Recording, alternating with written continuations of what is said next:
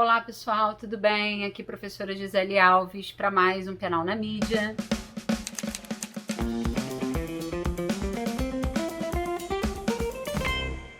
Não sei se esse é o último Penal na Mídia desse ano, mas fica aí a surpresa.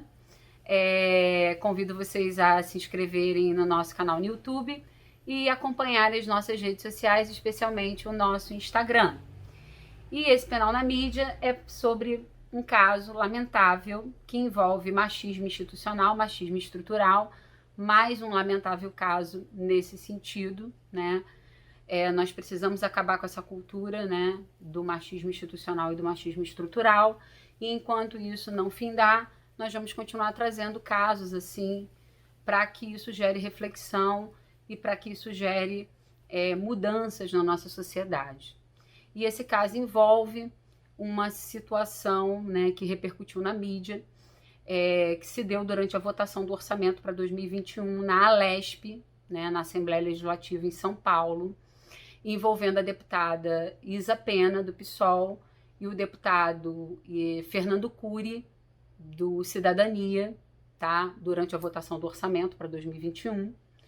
E durante o momento que a deputada Isa Pena falava com a mesa diretora, deputado, se eu não me engano, Cauê Macris, esse deputado do Cidadania, Fernando Cury, se aproximou por trás. Ele não, segundo a deputada Isa Pena, ele não tinha nenhum tipo de intimidade com ela, e por trás encostou o corpo no dela, né, um local completamente vazio, espaço sobrando.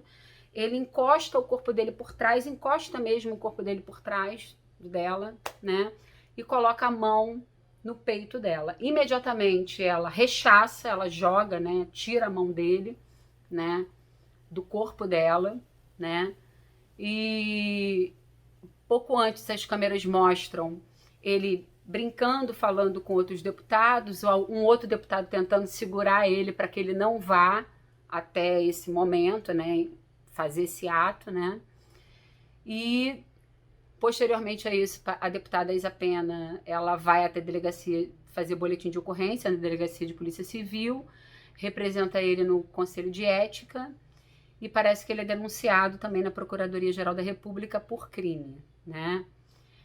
Se fala nesse episódio, e aí vem o Penal na Mídia, nós estamos trabalhando com os fatos relatados midiaticamente e com as cenas que foram veiculadas pelas câmeras de segurança da Alesp. Se falou em duas infrações penais, uma em assédio sexual e outra em importunação sexual. A gente poderia aí falar numa terceira infração penal, que seria estupro, tá?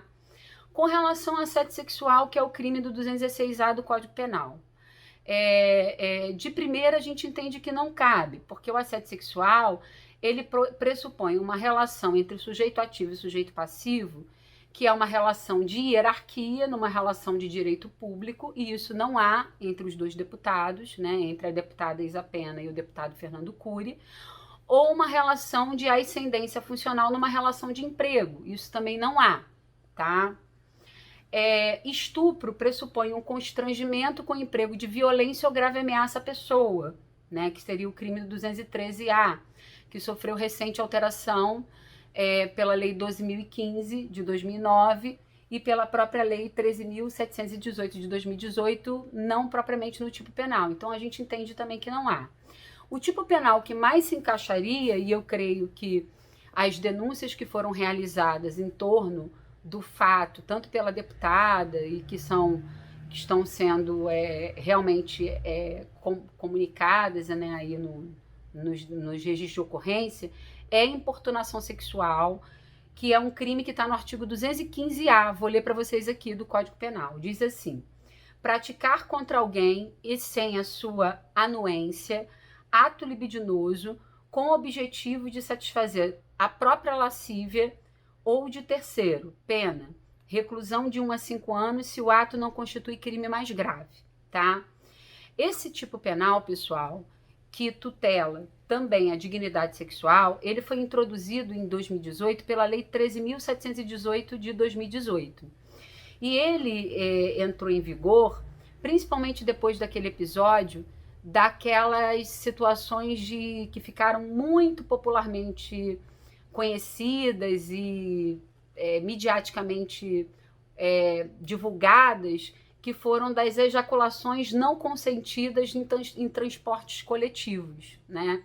Até então, o que existiam era a contravenção penal de importunação de conotação sexual. Era uma importunação pública de conotação sexual, que era uma contravenção penal que estava no artigo 61 do Decreto-Lei 3688 de 41, que é a Lei de Contravenções Penais, tá? Então era o que a gente tinha, que era importunação ofensiva ao pudor, tá?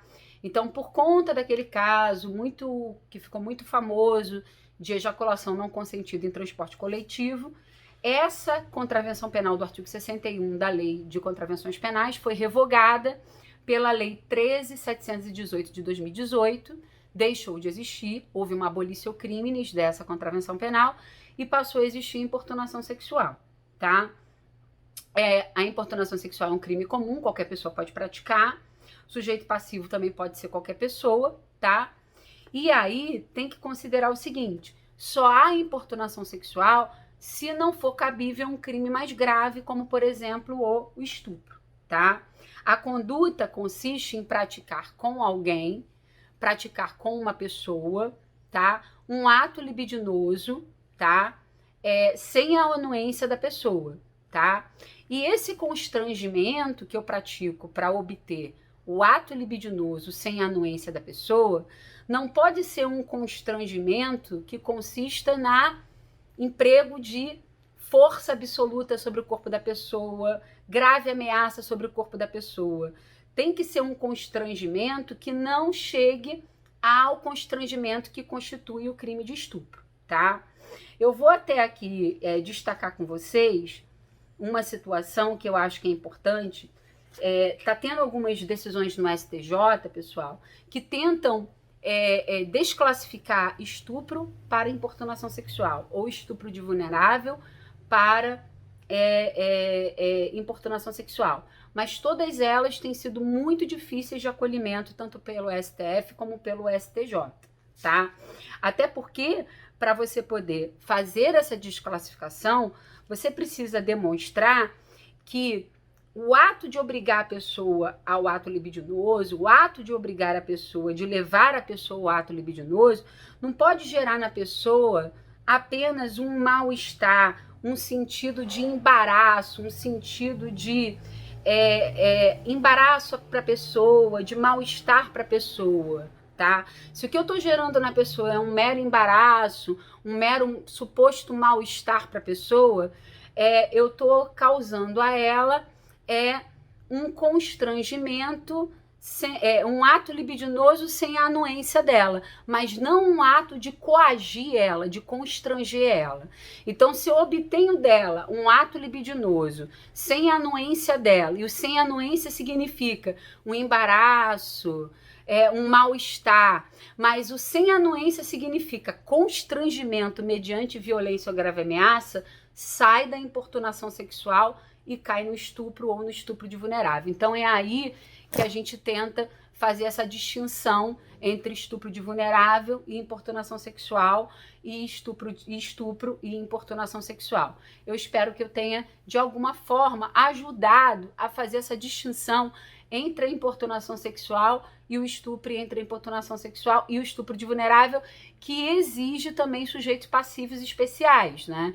Que tem que ser o menor de 14 anos, o alienado, o doente mental sem discernimento para o ato e aquele que, por qualquer causa, não pode oferecer resistência, tá? Então, se eu fiz com a pessoa um ato libidinoso sem a anuência dela, e a anuência dela, a falta de anuência dela pressupõe que eu coloquei ela numa situação de mal-estar, de embaraço, né? De deixar ela numa situação de ficar sem embaraço na situação, aí tudo bem. Agora, se eu forcei ela, se eu coagi ela, se eu usei emprego de força, de ameaça, deixou de ser importunação sexual e passou a ser estupro.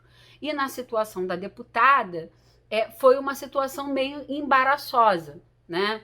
Foi uma situação em que ela ficou sem reação, mas não houve um emprego de força física nem de grave ameaça, por isso está sendo colocada na importunação sexual.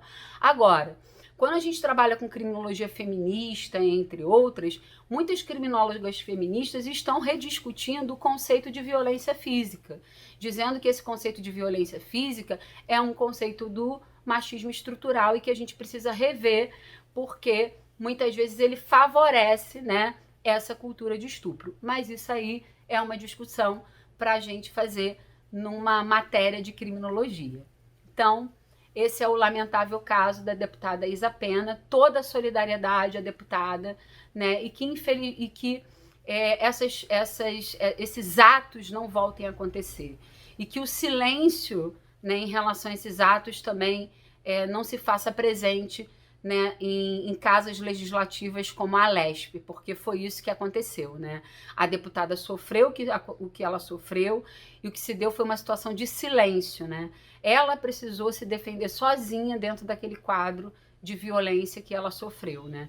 Ela precisou ir atrás, né, de justiça sozinha, porque ninguém tentou ajudar ela naquele momento, e isso é lamentável. Toda a solidariedade à deputada, né, Isa Pena, e que esse crime seja devidamente apurado. Até mais, pessoal. Até o próximo canal na mídia e até as nossas próximas aulas. Um abraço.